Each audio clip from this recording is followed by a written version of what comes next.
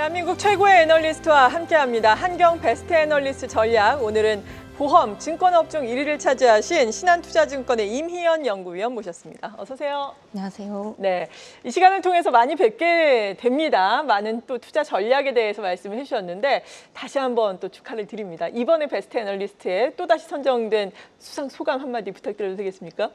네. 먼저 좋은 평가를 주신 투자자 여러분들께 감사의 말씀드리고 싶고요. 또 이렇게 뜻깊은 상을 받을 수 있는 기회를 주신 한국경제에도 감사의 말씀드립니다. 제가 이 베스트 애널리스트 상을 지금 여러 차례 수상을 하면서 과연 베스트란 무엇인가에 대해서 이제 기준을 좀 고민을 해보았습니다. 제가 생각했었을 때 애널리스트의 역할은 주가를 맞추는 쪽집게, 점쟁이가 아니라 기업 분석을 정확하게 해서 그 분석을 토대로 기업 가치를 논리적으로 투자자분들께 제공을 하는 것이라고 생각을 합니다.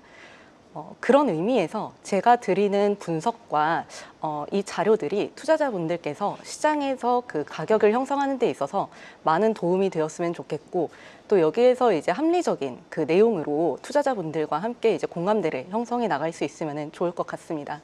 저는 애널리스트의 역할이 주가를 결정하는 것이 아니라고 생각을 합니다. 투자자분들께서 결정을 하시는 것이고요. 그 과정에서 저는 최선을 다해서 좋은 성과를 이루실 수 있도록 돕도록 하겠습니다. 다시 한번 감사드립니다. 네, 다시 한번 축하드립니다. 지금 저희 한국경제TV 유튜브로도 함께하고 있는데 많은 유튜브 시청자 여러분들이 또 댓글 남겨주고 계시거든요. 보험은 희연 누나 뷰만 보고 가도 충분하다. 보험 여신이다. 증권 여신이다. 난리가 났습니다. 오늘 이에 상응하는 또 답변을 들어보기를 기대를 해보겠습니다. 일단 보험 증권업종에 대해서 저희가 먼저 질문을 드린 내용 화면으로 정리를 해보겠습니다. 보험업종 강점으로는 가파른 신계약 성장, 고효율 설계사 증가 꼽아주셨고요. 약점으로는 계리적 가정의 불확실성, 신계약 성장의 지속 가능성 꼽아주셨습니다. 기회 요인 살펴보도록 할까요? 고금리 속에 운용 포트폴리오 개선이 이루어졌다는 점, 신담보 출시가 지속되면서 신규 가입 수요가 증대되고 있다는 점 꼽아주셨습니다.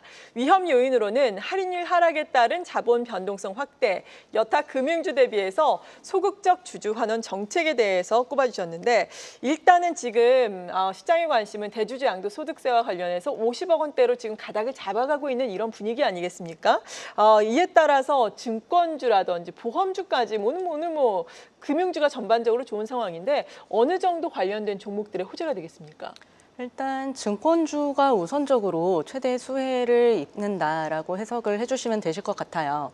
사실 올 상반기에 증권주 상승을 이끌었었던 요인이 코스피 5,000포인트까지 지금 이제 당국에서 정부에서 좀 이제 주도적으로 여러 정책들을 내놓을 거라는 기대감이었었는데, 그 부분이 최근에 상당 부분 소멸이 되면서 증시 불확실성이 생겼고, 결국에는 이제 그 증권주가 그동안의 주도주로서의 역할을 해왔는데 이 부분을 무력화시키게 되었었던 거거든요. 그런데 이번에 이제 말씀하셨던 것처럼 만약에 정책 방향성이 다시 이런 쪽으로 이제 가게 된다면은 다시 한번 이제 증시 상승과 이에 따른 증권주 상승을 좀 기대해 볼 수 있지 않을까 싶습니다. 일반적으로 저희가 이제 증시가 상승하게 되면은 증권사들은 그 거래 대금이 늘어남에 따라서 네. 수수료 수익이 많이 증가를 하게 되죠. 그리고 지금 같은 환경에서는 아무래도 그 금리 인하 시도가 지속되고 있기 때문에 이러한 부분도 증권사들의 채권평가 이익으로 이어지기 때문에 전반적으로 증권사들의 펀더멘털에는 굉장히 긍정적인 그런 이제 영업 환경이 조성이 되고 있다라고 해석해 주시면 되실 것 같습니다. 네, 긍정적 영업 환경이 조성되고 있다. 그리고 9월 정기국회에서 이 자사주 소각 의무화를 포함한 3차 상법 개정안이 또 논의가 됐는데 이러한 부분이 사실 자사주 비중이 증권이라든지 보험주가 높은 회사들이 꽤 많기 때문에 여기에 대한 기대감을 충분히 가져가도 좋겠습니까? 사실 이제 이 자사주 지금 소각 관련해서는 여러 가지 지금 법안들이 나와 있는 걸로 알고 있어요. 네. 근데 이제 다 내용이 다릅니다. 맞아요. 그런데 우리가 지금 주목해야 되는 부분은 기보유 자사주까지 소각을 하느냐에 대한 부분입니다. 그러니까 이제 지금 증권주나 이제 보험주들이 사실 이제 좀 관심이 많은 이유가 가지고 있는 자사주가 많기 때문인데 네. 이게 신규만 그 소각을 하느냐, 아니면은 기존에 가지고 있었던 것도 소각을 하느냐에 따라서 또 달라질 수가 있습니다. 특히 지금 보험업종 같은 경우에는 배당 가능 이익이 없는 회사들이 굉장히 많기 때문에 신규 자사주 매입 소각은 사실 현실적으로 불가능한 상황이거든요. 네. 그래서 이거는 어떤 법안이 통과가 되는지가 좀 핵심일 것 같습니다. 네, 그렇군요. 기존 보유 자사주를 소각하는 것을 의무화하느냐를 담는지가 핵심이다라고 말씀해 주셨습니다. 이런 것을 담는지 여부는 계속해서 우리가 뉴스가 나오는 것을 확인을 해봐야 할 필요가 있어 보입니다. 보험과 관련해서 소위 또 삼성생명법이라고 불리는 보험업법 개정안과 관련해서 시장에 관심이 상당히 많은데요. 이렇게 이것이 통과가 된다면 대규모 또 삼성전자 매각 물량이 나올 것이다. 이거는 어떤 이야기인가요? 이게 지금 삼성생명 관련해서 여러 이야기들이 있는데 아마 말씀 주신 내용은 지금 삼성생명이 전자지분을 가지고 있는데 네. 이제 보험사들은 이제 총 자산 대비해서 3% 이상 지분을 가져갈 수 없는 부분이 있어요. 이건 법적으로 정해져 있는데 이거를 원래는 이제 시가로 평가를 해야 되는데 보험사들은 지금 원가로 평가를 하고 있다라는 게 지금 골자거든요. 네. 그래서 삼성생명이 전자를 이제 굉장히 오랜 전에 이제 취득을 했겠죠. 그러다 보니까 원가로 이제 이거를 평가를 하게 되면은 그 총 자산의 3% 이상을 초과해서 들고 있을 수가 있는데 이 부분에 대해서 지금 아마 그 법 개정이 좀 논의가 되고 네. 있는 것 같아요. 근데 이거는 사실 잊을만 하면 한 번씩 계속 나오는 이야기입니다. 그래서 뭐 새로운 이야기는 아니고요. 원론적으로 말씀을 드린다면은 만약에 그래서 이제 그 삼성전자 지분을 시가로 평가를 하게 되면은 당연히 이제 그 초과분은 처분을 해야 됩니다. 네. 이제 뭐 누가 이제 떠안을지 혹은 뭐 어떤 이제 구조로 이게 진행이 될지는 알 수는 없지만 만약에 이게 처분이 된다면은 삼성생명은 이 일회성 처분 이익을 특별 배당으로 활용하지 않겠느냐라는 시장의 기대감은 항상 있는 겁니다. 왜냐하면 과거에도 전자지분을 네. 처분을 했었을 때에 이 매각 차익을 그 특별 배당 재원으로 활용을 했었거든요. 그래서 이제 그러한 부분이 최근에 좀 주가에 반영이 되고 있는 게 아닐까 싶습니다. 네, 삼성생명이 오늘 52주 최고가 경신하고 있거든요. 이러한 부분은 이에 따라서 좀 타당한 주가의 흐름이다라고 보시는 거예요? 뭐 기본적으로 이제 금융주가 예. 이제 TSR이라고 하는 총 주주 환원율의 연동에 대해서 주가가 움직이지 않습니까? 예를 들어서 이제 뭐 TSR이 10%다라고 하면은 뭐 예를 들어서 업종 평균이 이제 6%다라고 하면 거기까지 이제 키 맞추기를 하는 그런 이제 과정이 생기게 되는데 뭐 그런 부분들을 뭐 반영을 하고 있는 부분이라고 아마 시장에서는 해석하고 있지 않을까 싶습니다. 네. 그리고 앞서서 뭐 자사주 의무 소각과 관련해서도 배당을 줄 수 없는 지금 보험사들도 있다라고 말씀해 주셨는데 배당이라는 게 정말 소득이 나야 주는 거잖아요. 보험사들 본다면은 특히나 의료 파업 기저효과라든지 산불 등의 영향으로 인해서 2분기 실적이 안 좋은 보험사들이 많았다고 들었거든요. 네. 이 부분 같은 경우에는 3분기에 이에 따라서 좀 개선이 될 여지가 있는 건가요? 사실 계절적으로 원래 이제 3분기는 보험사들의 실적이 좋지는 않습니다. 특히 올 3분기 같은 경우에는 잘 아시다시피 비가 너무 많이 왔어요. 네. 그래서 그 침수 피해도 많이 지금 인식이 될 것으로 예상이 되고 있고요. 그러면은 이제 보험금 청구가 늘어나기 때문에 그만큼 보험사들의 실적은 좀 이제 부진할 수 있다라고 해석해 주시면 되실 것 같습니다. 근데 이제 그 배당 가능 이익에 대해서 제가 조금 더 첨언을 드리자면은 네. 그 배당 가능 이익은 단순히 이제 올해 얼마를 벌었기 때문에 거기에 대해서 이제 그 주주 환원을 한다라고 사실 해석하기는 쉽지는 않아요. 네. 왜냐하면은 적자 기업도 배당을 하긴 하거든요. 아, 그건 그러네요. 예. 네, 그래서 이제 뭐 적자가 나면은 뭐 배당을 못 하고 뭐 이익이 나야만 배당을 할 수 있고 이거는 아니고 저희가 이제 그 배당 가능 이익이라는 게 있습니다. 네. 그래서 이거는 이제 총 자본에서 뭐 여러 이제 계정들을 좀 제거를 하고서 실제로 이제 이 보험사가 주주 환원을 할 수 있는 재원을 이제 저희가 계산을 하는 건데 쉽게 말씀드리면 이건 그냥 이제 그 창고라고 보시면 돼요. 곳간에서 이제 뭐 줄 수 있는 여력이 얼마나 있느냐 이건데 지금 보험사들 같은 경우에는 삼성생명, 삼성화재 그리고 DB손해보험 이렇게 세 군데를 제외하고는 이 곳간이 비었어요. 마이너스입니다. 그래서 배당 가능 이익이 아무리 지금 뭐 이익이 잘 나와도 없기 때문에 주주 환원을 할 수 없는 그런 구조적인 환경에 놓여 있다고 보시면 되실 것 같아요. 네, 그렇군요. 설명을 정말 쉽게 잘해주시네요. 감사합니다. 그리고 자본 건전성도 많이 이 해당 업종에 대해서 개선이 됐다라는 평가가 지금 나오고 있는데 이에 따라서 규제 완화에 대한 기대감도 커지고 있다라는 일각의 목소리가 있거든요. 이 부분에 대해서는 어떤 시각 가지고 계신가요? 일단 최근에 이제 뭐 보험사들의 뭐 자본 건전성에 대해서 좀 말씀을 드리자면은 네.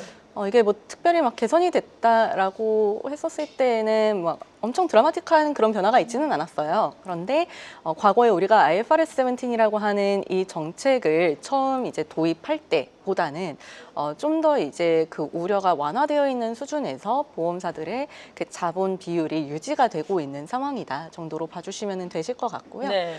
지금 현재 그 논의되고 있는 여러 가지 제도 개편안들이 있습니다. 뭐 할인율 현실화 방안을 조금 이제 속도 조절을 한다던가, 혹은 해약환급금 준비금 제도를 좀 이제 완화를 한다던가, 이런 부분들이 있을 수 있는데, 앞서 제가 이제 강조드렸었던 배당 가능 이익이 없다라는 부분은 이 해약환급금 준비금이라는 제도 때문에 지금 없는 거거든요. 그래서 만약에 이 제도가 연내 개선이 된다면은 그러면 그 보험사들이 배당을 재개할 수 있는 시점이 조금 앞당겨질 수 있는 가능성이 있습니다. 네, 이 부분은 지켜봐야 돼요. 현재 뭐 구체적인 로드맵이라던가 뭐 스케줄이 지금 정해져 있는 것은 전혀 없습니다. 그렇군요. 그리고 증권주로 넘어가 보겠습니다. 오늘 증권주도 최근 요 며칠에 랠리를 계속해서 이어나가고 있는데, 일단 뭐 여러 가지 이슈가 있겠지만 미국의 금리 인하, 뭐 통화정책 기조와 관련해서는 증권주에 미치는 영향은 어떻겠습니까? 일단 뭐 금리가 내려가게 되면은 증권주는 무조건 좋습니다.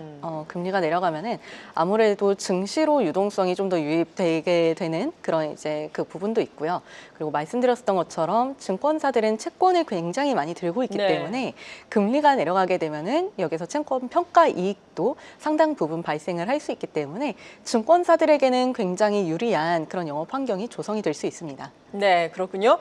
그리고 증권주의 배당 확대 여력에 대해서는 지금은 어떻게 평가를 하고 계신가요?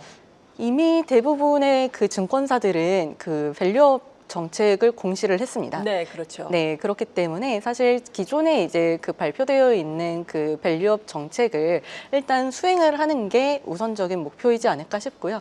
여기에서 추가적인 주주원원이 만약에 나오려면은 일단 지금 예정되어 있는 그 밸류업 정책 그 스케줄, 그게 이제 끝나고 나서여야 되지 않을까요? 네. 네. 그렇다면 지금은 사실 이러한 부분에 대한 기대감이라든지 이러한 뭐 정책 모멘텀 등을 반영해서 주가가 많이 올라온 상황이잖아요. 이런 가운데 어떤 기업을 그래도 지금도 투자의 관점에서는 유망하게 볼 수 있는지 궁금한데 어떻습니까?